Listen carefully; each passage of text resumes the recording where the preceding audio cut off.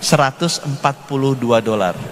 Dengan belanja $142 per tahun, rata-rata usia hidup manusia Indonesia itu 72 tahun. Ya. Karena makin kita tua, makin banyak uang kita belanjakan. Terdekat dari Indonesia, Malaysia. Rata-rata usia hidupnya 76 tahun. Belanja kesehatannya 432. $300 lebih besar dari Indonesia. Yang salah satu terbaik di dunia, tetangga kita juga, namanya Singapura. Rata-rata usia hidup 84, spendingnya 3.300. $3.000 lebih bagus dari Indonesia.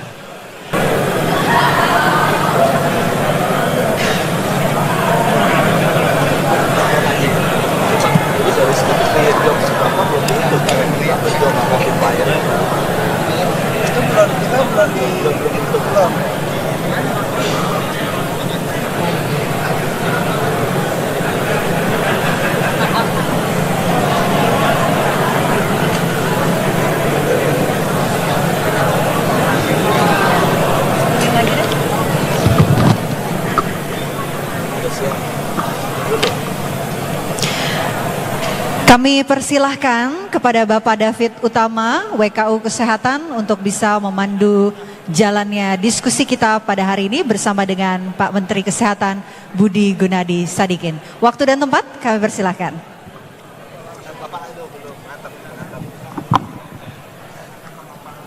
Bapak Ibu tamu undangan, kami persilahkan untuk kembali ke tempat duduk masing-masing untuk menyimak bersama-sama jalannya diskusi hari ini. Selamat siang. Semoga kita semua dalam keadaan sehat. Hari ini saya diberi tugas oleh Pak Anin untuk mengawal Pak Menteri Kesehatan, Pak BGS. Jadi tanpa berlarut-larut, kita mau mendengarkan materi paparan atau diskusi dari Pak Menkes secara langsung untuk transformasi kesehatan di Indonesia ini kayak apa gitu kan ya. Jadi Pak Menkes ini di beberapa tahun yang sudah ini kerjanya kan luar biasa. Jadi tanpa kita menunggu lebih lanjut, kami persilakan yang terhormat Bapak Menteri Kesehatan Republik Indonesia Pak Budi Gunadi Sadikin untuk boleh menyampaikan apa yang telah kesehatan Indonesia alami. Terima kasih.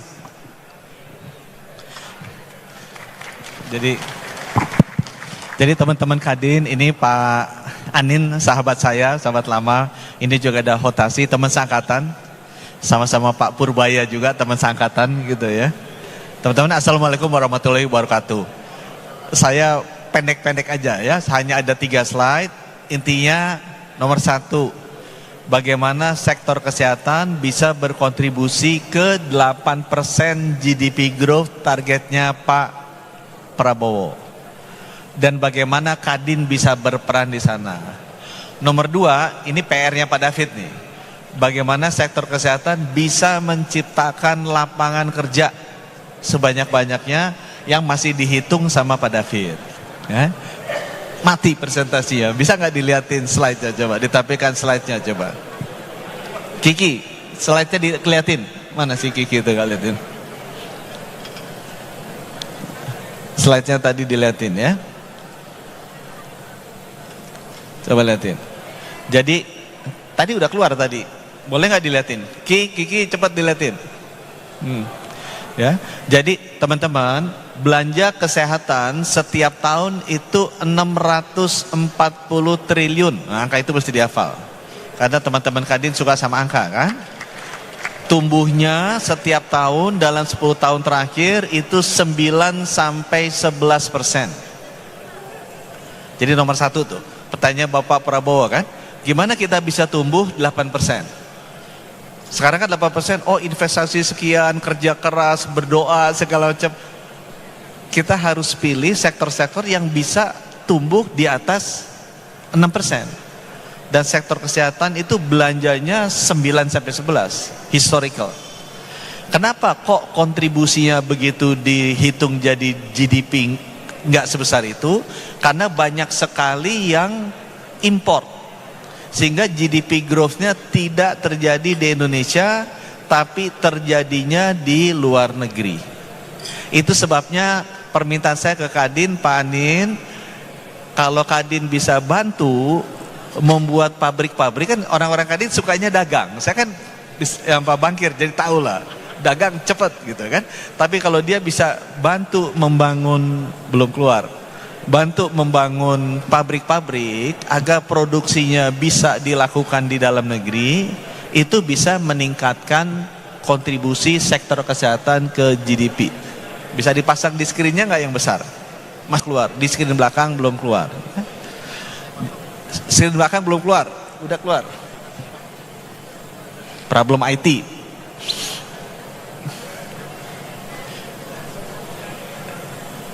Dah, karena nggak keluar, aku ngomong aja ya, mudah-mudahan bisa didengar, karena chartnya nggak bisa keluar dari belakang ke depan.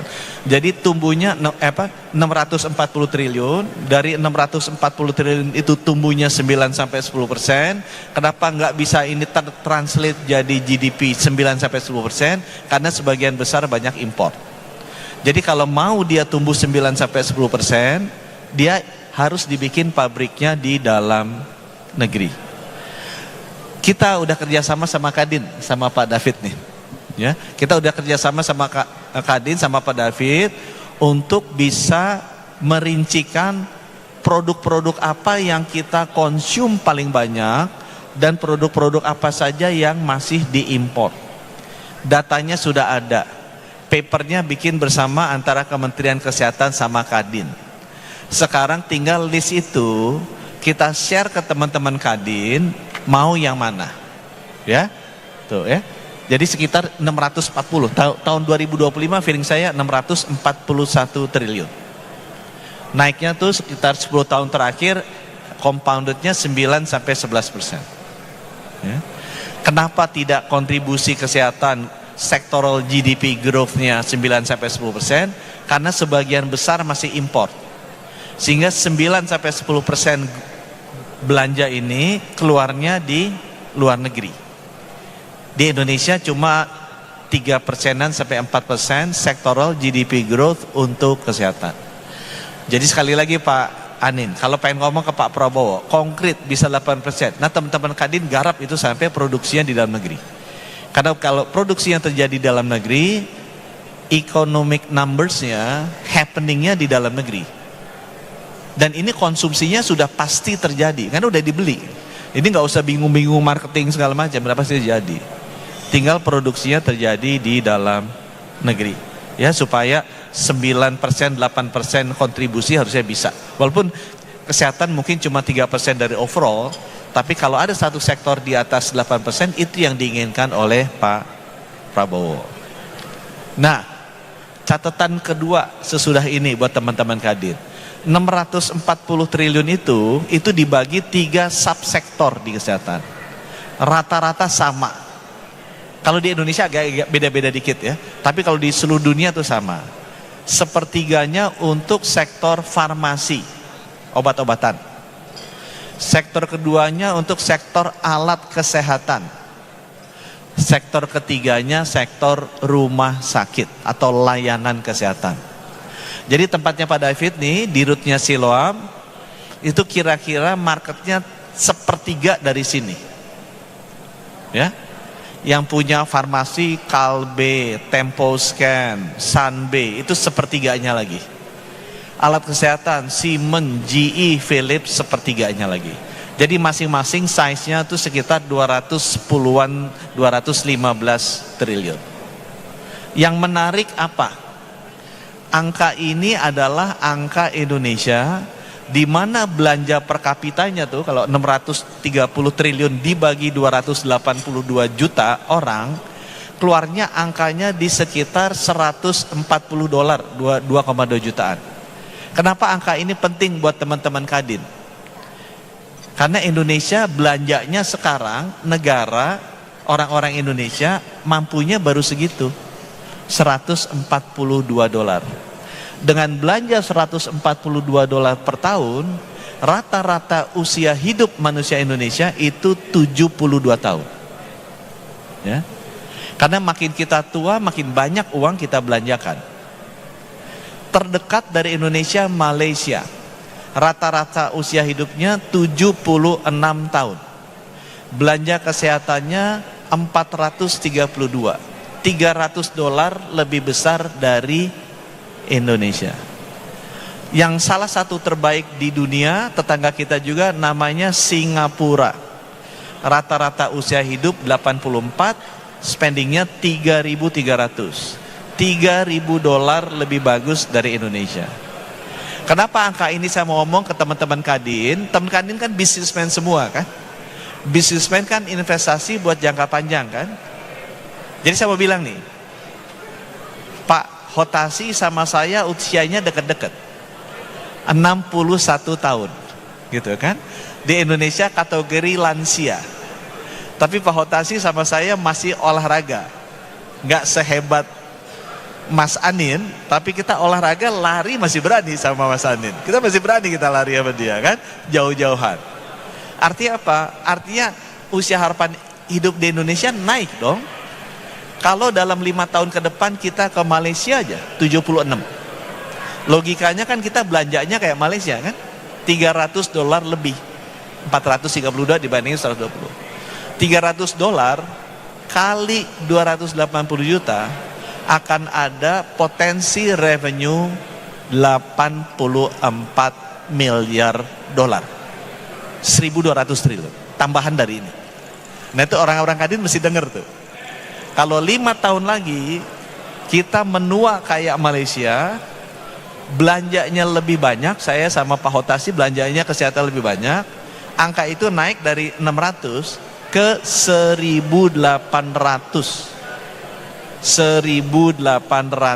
triliun 5 tahun ke depan. Kalau saya jadi James Riyadi, 1.800 triliun, sepertiganya buat rumah sakit, artinya 600 triliun untuk rumah sakit. Saya punya dirut seperti ini, pinter, market share minimal 10%. Jadi targetnya dia harus 60 triliun pendapatan setahun sebagai owner, gitu kan? Karena gede marketnya. Sekarang Siloam berapa? 18 triliunan, apa 14 triliunan gitu kan? Jadi kalau saya jadi ownernya, aku naikin targetnya 60 triliun dari 18 dalam 5 tahun ke depan. Kenapa? Karena naik. Kalau dalam 15 tahun kita naik kayak Singapura 84, otomatis kita belanjanya, kalau sistem kita seefisien Singapura, kita kan nggak seefisien, tapi asumsi seefisien Singapura, naik jadi 3.300. $3.000 kali 280 juta itu 840 billion US. 20 kali dari ini. Jadi bayangin, 10 kali kan 6.700 triliun kan, 20 kali kan 13.000 triliun. Jadi 13.000 triliun tambah ini. Jadi teman-teman Kadin, kalau mau investasi, dihitung dengan rasional kemana investasinya. Kalau investasi di kesehatan, upside-nya tuh lebih besar. Kalau investasi di perusahaan lain, ada perusahaan lain yang declining. Kalau kesehatan, begitu populasi yang makin tua, belanjanya pasti naik besar. Dan kalau ditanya bapaknya Pak Anin, yang kaya raya itu, kalau dia punya uang, Pak bisa beli tambang emas, tapi Bapak lagi sakit-sakitan, wafatnya cepat. Atau Bapak di stem cell segala macam, masuk rumah sakit, bayarnya mahal sekali, tapi hidupnya panjang. Uangnya pasti dia taruh yang bikin hidupnya panjang. Jadi prioritasnya jelas, kesehatan pasti belanjanya menjadi prioritas utama orang-orang yang kaya. Karena walaupun kaya secinta-cintanya dia sama Allah Subhanahu wa taala, semuanya nggak mau bertemu beliau secepat-cepatnya. Mereka mau bertemunya selama-lamanya nggak ketemu beliau. Ya, jadi itu buat teman-teman Kadin ya. Upside potensinya besar sekali di ketiga sektor ini. Nah, saya kasih contoh nih, coba saya kasih contoh. Satu, halaman kedua. Halaman kedua, ini kasih contoh yang terjadi di rumah sakit Kemenkes. Bisa diklik nggak ke halaman kedua? Nah, ini contoh di rumah sakit saya. Ini belanja obat-obatannya, ya, sekitar 2 triliunan lah. Ini baru obat, belum apa benang jahit apa segala macam. Nah, ini sama Pak David itu udah dibikin sama Kadin. Belanja terbesarnya apa? Di list. Merek-mereknya apa segala macam. Kemudian udah di list juga yang import mana, yang dalam negeri mana. Cuma memang laporannya masih dipegang sama Pak David. Katanya dia mau suruh orang anggota Kadin bayar dulu ke dia baru bisa bayar. Aku bilang nggak usah lah, gitu kan, nggak usah lah. Ini sesama anggota Kadin yang kerja juga Kadin juga, gitu ya. Jadi nanti data itu bisa dibuka sehingga teman-teman tahu produk-produk itu kalau diklik ada lagi isinya kardiologi, obat ini, obat itu, obat ini, alat ini supaya keluar semua.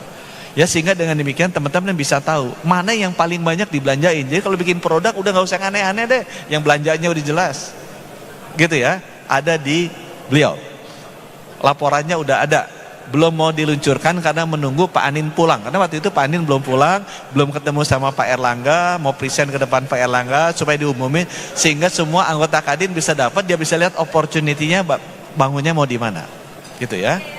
Nah, chart yang ketiga. Sekarang bagaimana ini kontribusi terhadap GDP. Tempatnya Pak David udah ngitung. Setiap kali ada belanja satu, ini saya jadi minta Pak David, ini harusnya cari ekonom yang baik agar bisa menghitung setiap kali belanja berapa dampaknya ke GDP, berapa dampaknya ke job, ya. Pak David sudah ngitung yang ke GDP, yang ke job belum, ya, namanya GDP multiplier atau jobs creation multiplier. Orang-orang yang bekerja di developmental economics ngerti. Nah, untuk GDP Pak David udah ngerjain tuh. Setiap $1 ini dibantu sama World Bank ya. Setiap $1 tadi kayak belanja itu akan menumbuhkan GDP 2-3 rupiah. Setiap $1 akan jadi 2 atau 3. Jadi kalau ini 640 triliun naik misalnya jadi 1000 triliun, itu kan ada 300 triliun tambahan. 300 triliun itu akan kontribusi ke GDP-nya 2-3 kali. Jadi 600-900 triliun. Teman-teman ingat kan? GDP kita 1% itu Pak Prabowo kalau mau ngejar 1% kan sekitar 1.400 triliun. Kan GDP kita kan sekitar 14.000 triliun kan, 15.000 triliun. Jadi harusnya kita nyari sektor-sektor apa yang setiap tahun bisa naikin 1.500 triliun. Kan itu 1% GDP growth. Dan dalam sejarah bangsa Indonesia nggak pernah kita capai kenaikan 1% GDP. Jadi saya suka bercanda sama Pak Purbaya, bisa 8. Pak, 8 ada hitung-hitungannya gitu kan. Jangan hanya kita ngomong doang, tapi hitung-hitungannya itu artinya harus ada 3% GDP growth, 3 kali 1.500 triliun, ada 4.500 triliun expenditure atau revenue yang kita mesti kejar. Ya. Jadi ini kesehatan punya potensi 900 triliunan kalau orang-orang Kadin bekerja di sana. Nah, yang terakhir, angka ini harusnya bisa ditranslate into jobs. Ini Pak Prabowo pasti senang sekali. Nah, ini yang Pak David belum selesai ngitungnya. Saya udah kasih ahli World Bank, nggak selesai. Masa nggak ada di orang-orang Kadin, ahli-ahli ekonomi gitu, yang bisa menghitung setiap belanja, itu ada rumusnya. Kalau belanja manufacturing, setiap kali kita invest misalnya 1 miliar jadi berapa jobs. Belanja di pertanian 1 miliar jadi berapa job. Itu ada namanya ICOR kira-kira kayak gitulah. Jadi berapa besar job yang kita bisa create. ICOR tuh lebih ke nilai ekonomis, tapi ada juga yang jobs multiplier istilahnya. Nah, itu Pak David sebabnya belum diluncurkan karena dia masih ngitung saudara. Kalau kita nambah belanja kesehatannya 100 triliun, berapa banyak jobs yang akan di-create? Rumah sakit akan bertambah banyak, suster bertambah, dokter bertambah, bidan bertambah. Misalnya pabrik obat akan bertambah. Nah, itu ahli biologi akan bertambah, ahli kimia bertambah, kemudian satpam-satpamnya juga bertambah. Nah, itu yang sedang difinalkan sama Pak David ya. Sehingga diharapkan nanti harusnya sih sebentar lagi Pak Anin tuh bisa presentasi ke Pak Menko. Pak, ini sektor kesehatan Kadin udah duduk nih sama kementeriannya. Kita udah tahu nih Pak, kita dari 600 triliun minimal mau naik 60 triliun per tahun. Syukur-syukur bisa naik 90 triliun per tahun. Dengan demikian kita bisa potensi create GDP growth kontribusi sebesar ini. Dan kita bisa create jobs sebesar ini. Dan itu ada hitung-hitungannya. Dan pabrik-pabrik apa yang harus dibuat kita juga udah ada. Industri rumah sakit apa yang mesti dibikin udah ada. Dan bisa kemudian lebih detail lah programnya. Sehingga dengan demikian Pak Prabowo akan makin cinta ke Kadin. Karena dia tahu, dia kan sekarang beliau tuh pengen sekali jobs itu tercipta dan ekonomi 8% itu tercapai. Dan itu tidak mungkin kalau tidak ada perhitungan yang matang, yang rinci untuk masing-masing sektor utama di perekonomian ini. Dan sekali lagi, Kementerian Kesehatan nggak bisa berdiri sendiri. Tugas saya hanyalah menulis regulasi supaya teman-teman swasta di Kadin itu merasa nyaman, merasa bisa untung, merasa regulasinya juga memudahkan, dan tidak ada lagi hambatan-hambatan agar seluruh modal balance sheet-nya mereka bisa digunakan untuk menumbuhkan dan berinvestasi di sektor ini. Dari saya mungkin sekian. Pak Anin dan rekan-rekan Kadin, terima kasih. Assalamualaikum warahmatullahi wabarakatuh.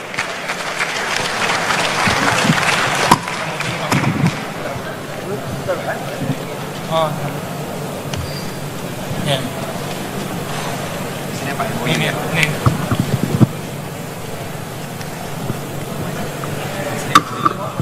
MOU disaksikan Menteri UMKM dan Menteri Kesehatan. Ya. Terima kasih Pak BGS. Kalau Bapak ngomong selalu kan urusannya jadi duit gitu ya. Kesehatan, how can healthcare support the economy. Jadi kita dikasih kesempatan untuk menerima 2 pertanyaan kata Pak Anin, karena speaker berikutnya sudah siap. Jadi mohon maaf kalau ada pertanyaan dari teman-teman di audience, boleh ditanyakan langsung. Ada pertanyaan? Belum ada. Ini depan. Oh, tolong dikasih mic-nya. Ada 2.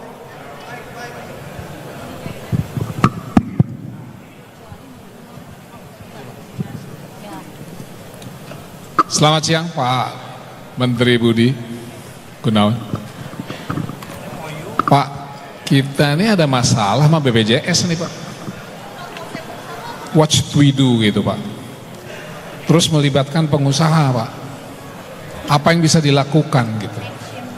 Kita merasa tiba-tiba ada keputusan dari dinas yayasan ini nggak boleh ikut BPJS. Contohnya Depok.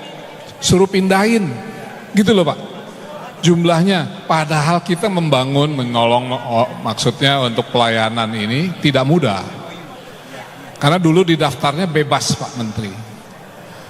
Jadi urusan BPJS itu terkait sama swasta loh Pak, karena kita dengan yayasan kita membantu untuk menyediakan prasarana dan tiba-tiba ada rulesnya seperti itu Pak. Mohon dibantu Pak, makasih. Aku jawab langsung ya. Langsung aja. Pak, jadi BPJS itu tadi ya. Aku kasih ilustrasi. Kalau tadi 640-an triliun setahun belanja kesehatan. Kalau kita naik ke Malaysia, itu jadi 3 kali lipat kan. Jadi dari 641 triliun jadi 1.800 triliun. Speed saya yang tadi khusus buat investor dan buat pengusaha. Kalau saya ngomong ke Menteri Keuangan, kebalikannya Pak. Nah, karena Bapak nanyanya mengarah ke sana, saya kasih chart yang sama, tapi kalau saya ngomong ke Menteri Keuangan seperti apa gitu kan. Yang dulu itu kan Ibu Sri Mulyani. Jadi saya bilang, Bu, Malaysia 76 loh, 432, bedanya 300. Kita kan menua Bu, Ibu juga udah tua sama-sama. Pasti kita usianya di atas 74 dong Bu. Kalau 74 kan nambah $300 Bu. Kasih 280 triliun Bu, itu artinya 1.200 triliun tambahan dari sini. Jadi kalau di total 1.800 triliun, Bu, dari mana uangnya 1.800 triliun? Gitu kan? APBN kita juga sekarang berapa? 3.500. Masa iya bisa 1.800 triliun dipakai buat bayarin kesehatan seluruh rakyat Indonesia? Makanya Bu, kita mesti hati-hati mendesain sistem pembiayaan kesehatan kita. Bapak tahu kalau Amerika berapa? Amerika tuh $11.000 Pak, 79 tahun. Ada negara namanya Panama sama Kuba, sama-sama 79 tahun, belanjanya cuma $1.900. Jadi Amerika adalah the most expensive country untuk rakyatnya bayar banyak kesehatan. Kalau dia umur 70, dia pindah dari Amerika ke Kuba, dia menghemat $10.000 per tahun dengan umur yang sama. Ya, itu sebabnya banyak konglomerat kita ke Singapura, karena Singapura termasuk yang paling murah. Jepang itu 5.500, 84 tahun. Korea itu lebih bagus, 84 tahun, 4.500. Singapura itu paling murah.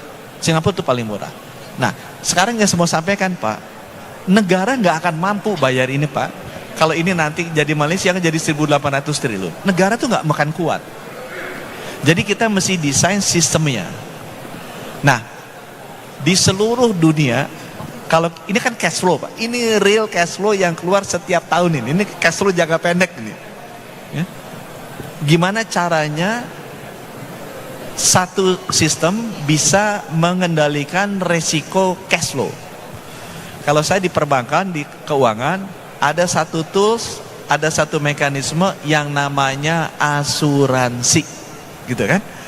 Asuransi itu adalah financial instrument yang bisa membagi resiko cash flow yang tahunnya banyak, panjang, atau populasinya banyak ke satu titik. Jadi ini tiap tahun keluar kan? Kita tahu kan? Nggak semua orang akan sakit pada tahun yang sama.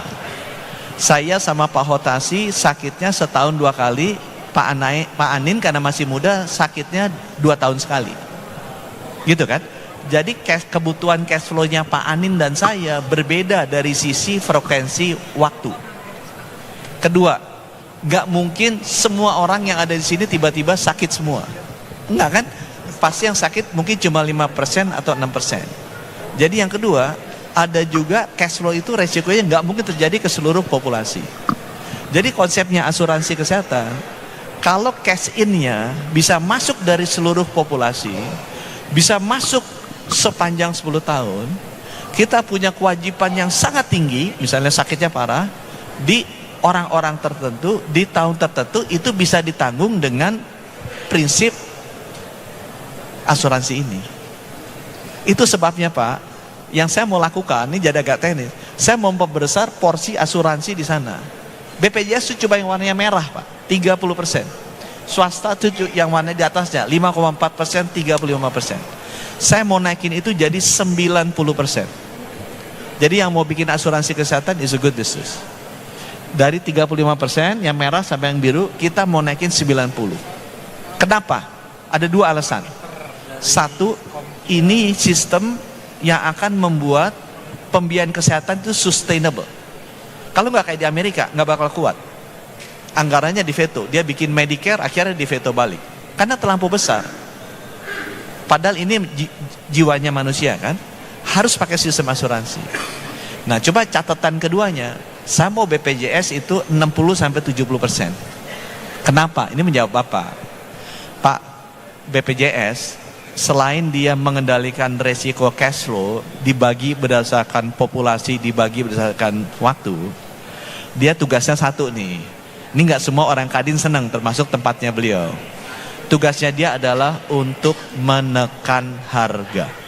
Pak, di seluruh dunia, inflasi kesehatan itu tumbuhnya di atas GDP growth. Kayak kita tadi, 9-10%. GDP kita berapa? 5,5. Sebagai orang ekonomi kita ngerti kan, itu sama aja kita suami gajinya naik 5,5%, istri setiap tahun minta naiknya 11%. Nggak bakal ketemu, pasti akan tekor suatu saat. Nah, kenapa kesehatan insulinnya tinggi? Karena harganya naiknya tergantung dokternya, rumah sakitnya, perusahaan farmasi. Jadi BPJS punya fungsi kedua, Pak. Menekan harga. Itu fungsi publiknya. Teman-teman Kadin belum tentu semuanya suka. Jadi kalau ada dirut BPJS, dipuja-puja sama semua pengusaha rumah sakit kayak Bapak gitu bilang ya, dipuji. Itu dia gagal sebagai dirut BPJS. Kalau dirut BPJS, nggak ada mau rumah sakit mau sama dia, gagal juga dia dirut BPJS. Dirut BPJS yang baik adalah semua rumah sakit ngotot pengen sama dia, tapi dia dimaki-maki terus sama rumah sakit kayak Bapak. Karena dia bisa menekan biaya dan itu adalah tugasnya dia. Jadi Pak, memang BPJS tugasnya nekan. Kemudian yang kedua, karena waktunya udah habis gitu ya, dia cash flow-nya sengaja dibatasi oleh Menteri Keuangan, tapi saya udah minta 20 triliun tambahan. Jadi BPJS tahun ini, tahun depan akan dapat 20 triliun tambahan, jadi dia bisa membayar rumah sakitnya dengan lebih longgar. Dan saya sekarang akan rubah supaya paket pembayarannya itu lebih cocok dengan paket yang dikeluarkan oleh rumah sakitnya. Gitu ya Pak ya, aku udah ditandain nih, katanya nggak boleh banyak-banyak lagi. Tambahin satu aja Pak. Ya, satu lagi terakhir. Dinas harusnya Pak koordinasi sebelum dia menentukan sah atau tidak pelaksanaan BPJS di tempat itu. Dia bisa mindah-mindahin Pak. Nggak kedengaran. Itu yang jadi masalah. Apa? Agak nggak kedengaran. Bapak pelan-pelan ngomong ya, karena gemak ini. Tes Pak. Dinas itu bisa memindahkan daftar BPJS di satu tempat ke tempat lain Pak. Nah itu gimana Pak? Nah kalau itu masalah itu ada Pak. Itu sebabnya sekarang lagi ada pemilihan direktur BPJS baru, ya. Sekarang lagi kita rapihkan supaya lebih rapi lagi, ya. Mudah-mudahan nanti ke depannya BPJS lebih baik. Dah, terima kasih. Terima kasih Pak Menkes, juga terima kasih atas pertanyaannya. Mohon maaf kalau ngobrol sama Pak Menkes ini sampai sore juga nggak selesai. Tapi berhubung Pak Menteri UMKM sudah siap, nanti pertanyaan-pertanyaan berikutnya boleh ditujukan kepada saya, nanti saya sampaikan ke Pak Menkes, kita bisa menjawab. Dengan demikian Pak Budi Gunadi Sadikin, terima kasih atas kehadiran Bapak dan memberi penjelasan yang sangat jelas.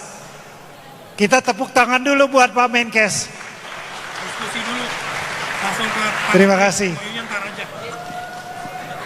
Terima kasih Menteri Kesehatan Bapak Budi Gunadi Sadikin. Terima kasih juga kepada WKU Kesehatan David Utama yang telah memandu jalannya sesi pertama paralel kita hari ini. Selanjutnya kami undang kembali Pak Menkes, Pak Budi Gunawan Sadikin. Mohon izin, waduh sudah ditodong-todong nih oleh rekan-rekan media. Pak Menkes, Pak Budi mohon izin boleh kembali ke atas panggung karena akan langsung diserahkan plakat token of appreciation tadi atas pemaparannya yang akan diserahkan oleh Ketua Umum Kadin Indonesia, Bapak Anindya Novian Bakri. Kami undang kembali ke atas panggung. Boleh tepuk tangan yang paling meriah untuk Bapak Menteri Kesehatan. Kami persilahkan Ketua Umum Kadin Indonesia Bapak Anindya Novian Bakri untuk bisa memberikan plakat kepada Menteri Kesehatan Republik Indonesia. Oke. Baik, terima kasih atas pemaparan dan kehadirannya Pak Budi. Baik. Terima kasih, kami persilakan kembali ke tempat Bapak-bapak, rekan-rekan media. Kami persilakan kembali. Kita foto dulu nampaknya ya, sebentar boleh. Silakan.